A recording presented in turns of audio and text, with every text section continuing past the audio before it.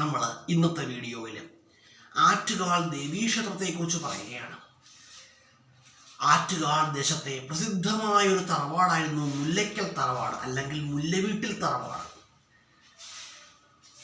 മുല്ലവീട്ടിൽ തറവാട്ടിലെ കാരണവർ ഒരിക്കൽ കിള്ളിയാറിൽ സ്നാനം ചെയ്തുകൊണ്ടിരിക്കുന്ന സമയത്ത് ഒരു ബാലിക അവിടെ എത്തുകയും മുല്ലവീട്ടിൽ കാരണവരോട് തന്നെ പുഴയുടെ മറുകര എത്തിക്കാൻ സഹായിക്കണമെന്ന് പറയുകയും ചെയ്യുന്നു. അതിൻ പ്രകാരം മുല്ലവീട്ടിൽ കാരണവർ ബാലികയെ തോളിലേറ്റി പുഴയുടെ മറുകരയിലെത്തിക്കുന്നു.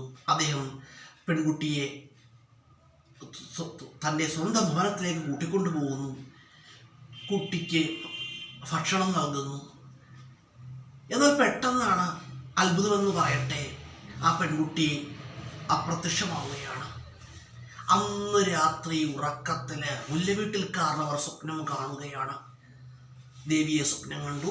തൻ്റെ മുന്നിൽ വന്ന ബാലിക സാക്ഷാൽ പരാശക്തിയാണ് എന്ന് ദേവിയുടെ അരുളപ്പാട് മുല്ലവീട്ടിൽ കാരണവർക്കുണ്ടാവുകയാണ്. അതുപോലെ തന്നെ ആറ്റുകാൽ എന്ന സ്ഥലത്ത് കാവിനുള്ളിൽ 3 വരകൾ കാണും. ആ ചുവന്ന നിറത്തിലുള്ള 3 വരകൾ കാണുമെന്നും ആ 3 വരകൾ കാണുന്ന സ്ഥലത്ത് തനിക്കായിട്ട് ഒരു ക്ഷേത്രം പണിതു നൽകണമെന്നും ദേവി മുല്ലയ്ക്കൽ കാരണവരോട് സ്വപ്നത്തിൽ അരുൾ ചെയ്യുകയാണ്.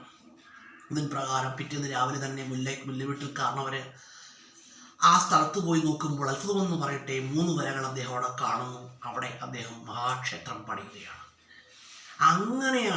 ഇതാണ് ആറ്റുകാൽ ക്ഷേത്രത്തിൻ്റെ പിന്നിലുള്ള ഐതിഹ്യം.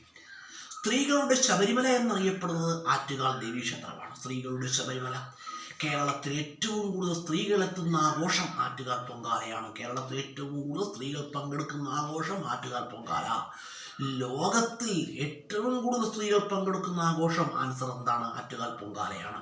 ആറ്റുകാൽ പൊങ്കാല ഗിന്നസ് ബുക്കിൽ ഇടം പിടിച്ചിട്ടുണ്ട്. അതുപോലെ